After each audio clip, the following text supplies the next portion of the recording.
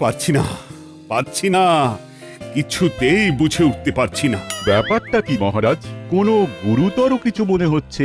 গুরুতর তো বটেই, ঠিক সময়ে খাজনার অর্থ নবাবের কাছে পাঠানো হয়নি। ও বাবা, এবারে তো তাহলে মনে হয় অনর্থ হয়ে যাবে। না না না না না, কিচ্ছু হবে না। মিছিমিছি গোপালের কথায় মাথা খারাপ করবেন না তো মহারাজ। খারাপ কি বলছেন মন্ত্রী মশাই? হ্যাঁ, মহারাজের তো মাথা একেবারে হেঁট হয়ে যাবে। বললেই হলো, তাহলে আর আমি কি করতে আছি? ভেতরে ভেতরে যা বন্দোবস্ত করার সব করে ফেলেছি। সে যাই হোক, যথা সময়ে যথা পরিমাণ অর্থ রাজকোষে জমা হয়ে যাওয়ার কথা ছিল, সেটা তো মানবে। সেটা যখন হয়নি তখন মন্ত্রী মশাইকে সেটা করতে হবে। মন্ত্রী মশাই কি অতটা দায়িত্ব জ্ঞানহীন? কিভাবে কি করতে হবে উনি নিশ্চয়ই কিছু ভেবে রেখেছেন। তাহলেই তো আসল অনর্থ হবে। দেখেছেন তো মহারাজ, দেখেছেন সব কাজে এই গোপাল কেমন আগে থেকে ভাঙচি কেটে দেয়। না না গোপাল, তোমাকে কিন্তু এবার একটু সংযত হতে হবে। যেটা যার কাজ সেটা তাকে করতে দিতে হবে। আমি আর কি বলেছি মহারাজ, আমি তো শুধু বলছি অনর্থ হয়ে যাবে।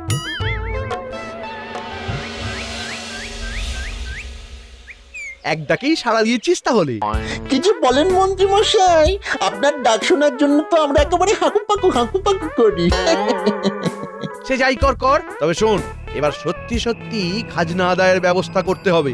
হবে হবে তো অনেক দিন থেকেই করছেন মন্ত্রী মশাই, কিন্তু আদায় করছেন না কেন?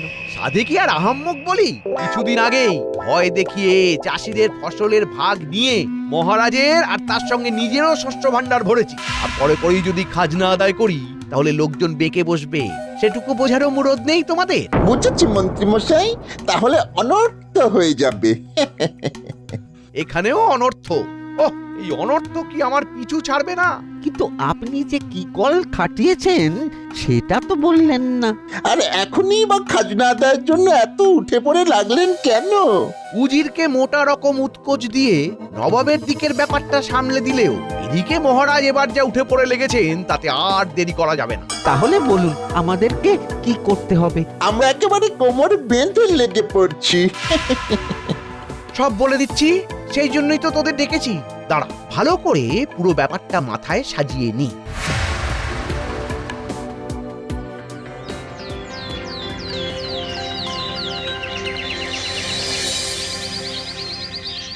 তুমি যে মাথার মধ্যে কি সাজাচ্ছ কে জানে, তবে যেমন যা সাজিয়েছ সেখান থেকে বলো দেখি রাজকোষের অবস্থা কেমন। হিসেব একেবারে পরিষ্কার মহারাজ।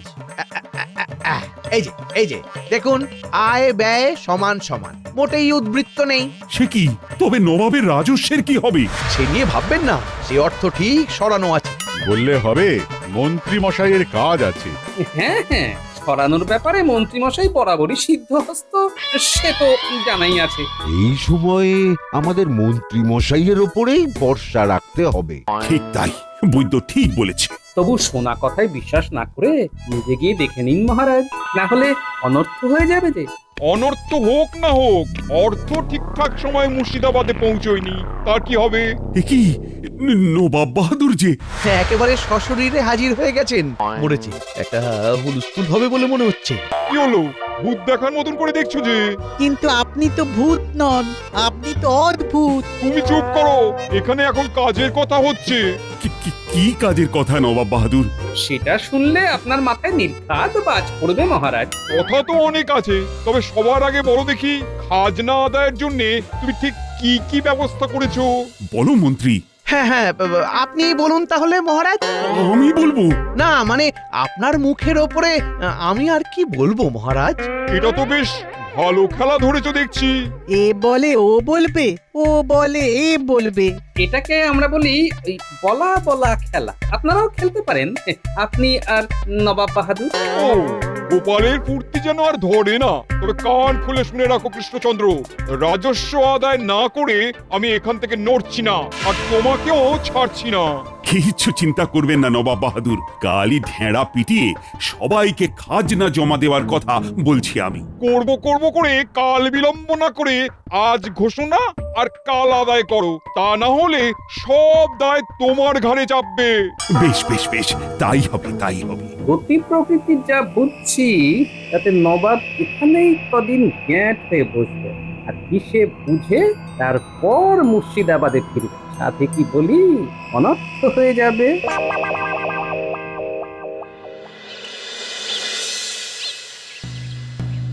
শোনো শোনো শোনো, নিজের নিজের খাজনা হিসেব করে অবিলম্বে মন্ত্রী মশাইয়ের কাছে জমা দিতে হবে। আর এই কথাও যেন খেয়াল থাকে যে এখনই খাজনা না দিলে দ্বিগুণ সুদ পড়বে। শোনো শোনো শোনো, এটা কিন্তু খুব চাপের ব্যাপার হয়ে যাচ্ছে। হ্যাঁ ভাই, কি আর বলবো, দিনের পর দিন এই চাপ তো বেড়েই যাচ্ছে বেড়েই যাচ্ছে। কিন্তু ওই তাই বলে খাজনা না দিয়ে চুপ করে বসেও তো থাকা যায় না। তাহলে আর কি, বাজনা বাজিয়ে চলো, খাজনা দিতে যাই সবাই। তাই তাই তাই খাজনা দিতে যাই। ওই দেখো, আমরা মরছি আমাদের জ্বালায়, আর গোপাল দাদার কেমন ফুর্তি মনে। ফুর্তি নয় ভাই, এটা তো খাজনা দিতে যাওয়ার গান, তাই একটু গেয়ে দিলাম। কিন্তু এদিকে যে আমরা গেলাম। সে যাই হোক, চলো, যেমন হুকুম তেমনই তো করতে হবে। খাজনা যখন দিতেই হবে তখন আর দেরি করে লাভ কি? খাজনা দিলেও জ্বালা, না দিলেও জ্বালা, তবেতেই অনর্থ হবে।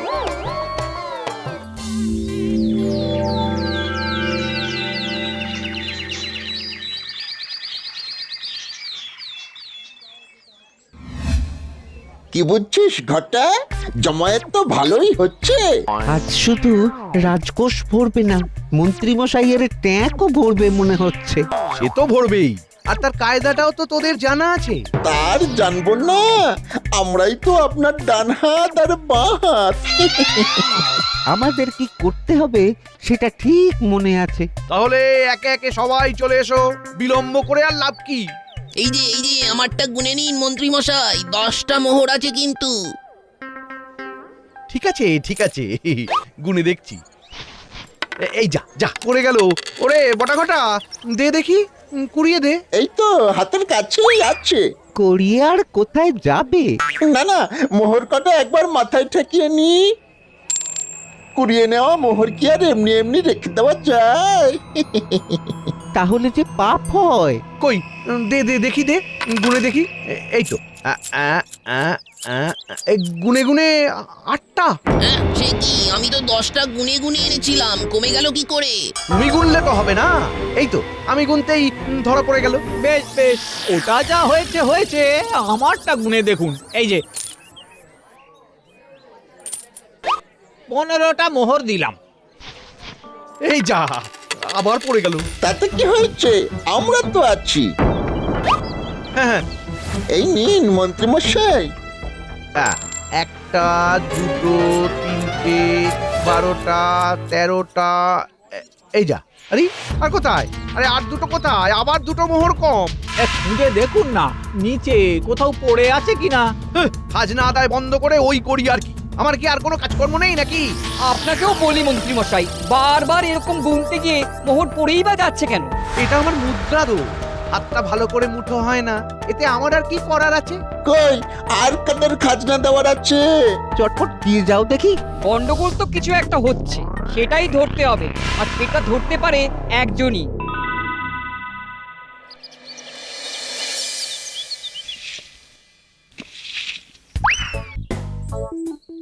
তখন থেকে লক্ষ্য করছি তুমি আমার উপর নজর রাখছো। বলছি ব্যাপারটা কি বলো তো? বাড়ি কাজে কোনো গাফিলতি হচ্ছে কিনা দেখতে হবে না? নিজে তো কুটোটি ভেঙে দুটো করো না, আর কাজের সময় ফোড়ন কাটা হচ্ছে। কি আর করি বলো, আমাকে তো সবটা দেখতেই হবে, না হলে যে অনর্থ হয়ে যাবে। অনর্থ যা করার সে তো মন্ত্রী মশাই করছেনই। তাই নাকি? কিরকম শুনি?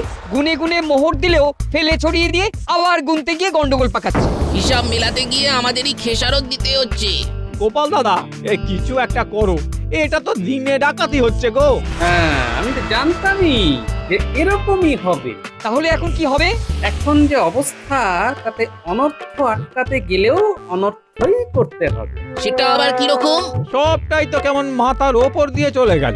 এই শোনো, তোমার কথায় কথায় অনর্থ হয়ে যাবে, এই মুদ্রা দোষটা কিন্তু অসহ্য হয়ে যাচ্ছে। হ্যাঁ, আমিও তো সেটাই চাই, তবেই তো কাজের কাজ হবে, আর তার জন্যে আমাকে একটু নড়াচড়া করতে হবে।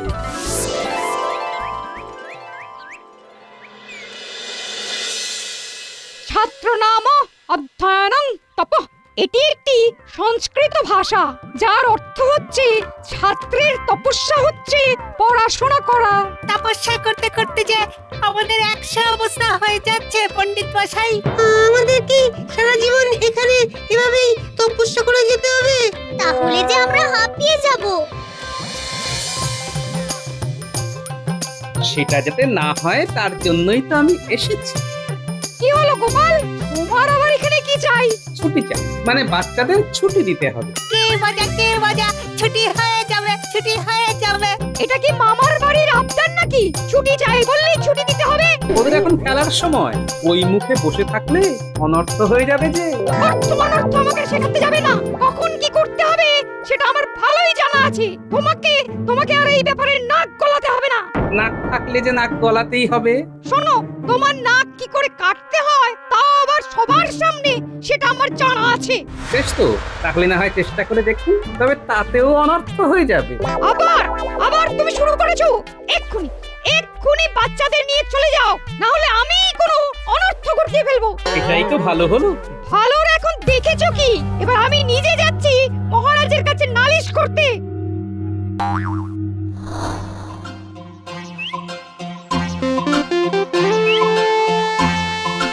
কি মুশকিলে পড়লাম রে বাবা, 2 হাত জোড়া, এদিকে ঘাড়ের কাছটাও কেমন চুল করছে। ব্যাপার কি রাজজ্যোতিষী, আপনাকে বেশ বিচলিত মনে হচ্ছে। এই যে গোপাল, ও বড় ভালো সময় এসেছো। আমার না খুব চুল করছে, দেবে ভাই, একটু চুলকে দেবে? সেই না হয় দিচ্ছি, তবে আপনি তো এত গণনা করতে পারেন, কিন্তু এটা কি জানেন যে এখনই এমন কি হলে অনর্থ হয়ে যাবে? ইরে, দাদু আবার শুরু করেছে। এবার মনে হচ্ছে কিছু একটা হবে। ও, এটা রসিকতা করবার সময় নয়, যেটা বললাম পারলে সেটা করো। তার মানে রাজজ্যোতিষী জানেন না, কিরে, তাই তো? আমারও তো তাই মনে হচ্ছে। চল তাহলে জানিয়ে দিই, রাজজ্যোতিষীকে এখনই কাতুকুতু দিই মন ভরে। আরে আরে কি মুশকিল, এই ছাড়ো ছাড়ো ছাড়ো বলছি। সুশ্রী লাগছে, বললাম চুলকে দিতে, কাতুকুতু দিচ্ছে। ভালোই তো হচ্ছে, চালিয়ে যাও দাদু, বেশ মজা লাগছে। এই কেমন মজা! এই ভালো হচ্ছে না কিন্তু। এবার দেখলেন তো রাজজ্যোতিষী, আমি কেমন মিলিয়ে দিলাম যে অনর্থ হয়ে যাবে। দাঁড়াও দাঁড়াও দাঁড়াও, তোমার ব্যবস্থা করছি, দাঁড়াও। এক্ষুনি গিয়ে আমি মহারাজের কানে কথাটা তুলবো। এইভাবে মাঝ রাস্তায় রসিকতা করা বের করছি। যাবেনই যখন, তখন আর দেরি করছেন কেন? এক্ষুনি যান, বিলম্বে দেরি হয়ে যাবে, আর তাহলেই অনর্থ হয়ে যাবে। সাবাস, এই তো শিখে গেছিস। ঘটে যখন ঢুকে গেছে, তখন চল পেটেও ঢোকাতে হবে। তার মানে গোপাল দাদু আমাদের খাওয়াবে। ওই তো সামনেই মিষ্টির দোকান। তার মানে এবার মিষ্টি মুখ হবে। তবে যাই বল, গোপাল দাদু এত মজা করেছে যে আমাদের মন একেবারে ভরে গেছে। কিন্তু এবার যে শুধু মন নয়, পেট ভরার পালা। পালা নয় দাদু, পালা নয়, শুধু একেবারে রসগোল্লার গামলা। নাও, এবার চটপট হাত চালিয়ে বাচ্চাদের মিষ্টি মুখ করা দেখি। দাও দাও দাও দাও, রসগোল্লা দাও দেখি দুটো করে। আর রসগোল্লা? আমি তো গোল্লা খেয়ে গেলাম একেবারে। ব্যাপারটা কি, মন ভালো নেই মনে হচ্ছে? কি করে ভালো থাকবে? তালে গোলে খাজনা দিতে ভুলে গেছি, তাই কাজ পেলে খাজনা দিতে ছুটতে হবে। বলো কি? আহা আহা, এইরকম একখানা সুযোগই তো আমি খুঁজছিলাম। এটাকে কাজে না লাগালে তো অনর্থ হয়ে যাবে। এটাতে অনর্থ হবে, কিন্তু কিভাবে? সবটাই কি আর মুখে বলে বোঝানো যায় রে? মাথাটাও তো খাটাতে হয়, তালে তালে। তাহলে তুমি মাথা কাটাও, আমি বরং দেখি কত কি খাজনা দিতে হবে।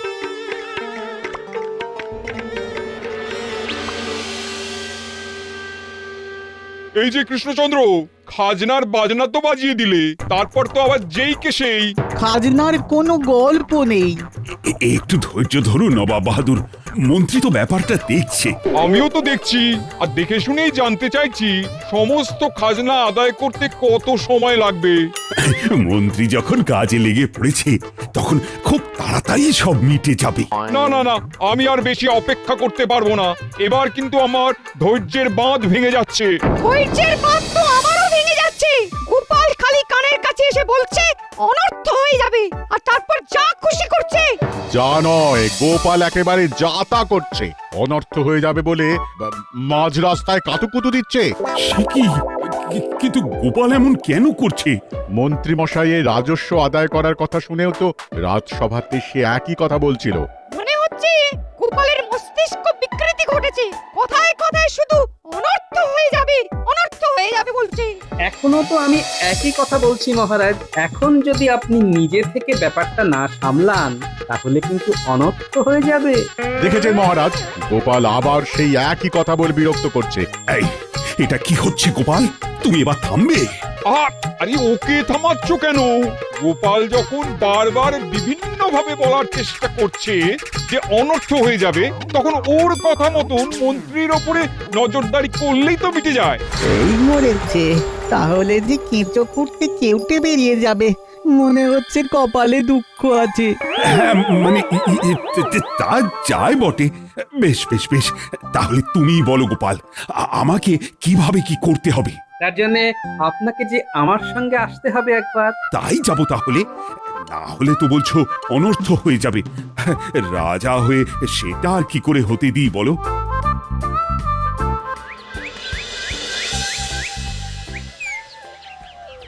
যাই যাই করে খাজনা দেবার ব্যাপারটা ফেলে রেখে দিয়ে লাভ নেই।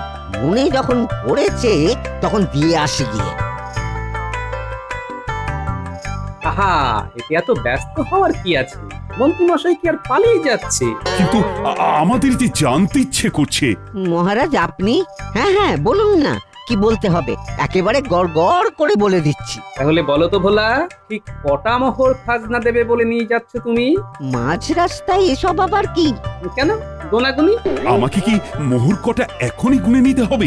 নিশ্চয়ই, তবেই তো এরপরে বাকিটা আপনি নিজের চোখে দেখবেন আর বুঝবেন অনর্থ কিভাবে হচ্ছে।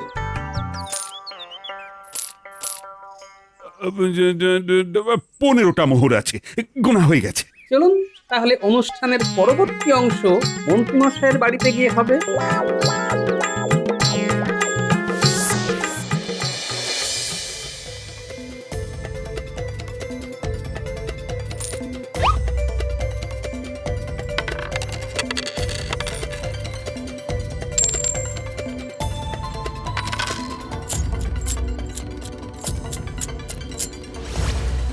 দেখছেন মহারাজ, কাণ্ডখানা দেখছেন? হ্যাঁ হ্যাঁ, দেখছি তো। কিন্তু তুমি ঠিক কোন ব্যাপারটা লক্ষ্য করতে বলছো বলো তো গোপাল? মোহরের পরিমাণ বেশি হলেই মন্ত্রীমশাই মোহর গুনতে গিয়ে হাত ফসকে মোহর ফেলে দিচ্ছেন। আর কটা খটা সেগুলো তুলে নিচ্ছে আর হাত তুলে ভগবানকে ডাকছে, তাই তো? হ্যাঁ, একদমই তাই। কিন্তু এর মধ্যেই যে কুচির কাজ হয়ে যাচ্ছে মহারাজ। সেটা আবার কি? এই তো এবারে বুঝতে পারবেন। এই যে মন্ত্রী মশাই, গুনে নিন, একেবারে 15টা মোহর আছে। অত তাড়াহুড়ো করলে হবে না, আমাকে দেখতে হবে। এই যা, আরে কটা মোহর পড়ে গেল তো। ওরে বড় কটা, তোল তোল তোল তোল, তুলে দে তুলে দে। এই তো টপ করে নেব আর ঝপ করে দেব।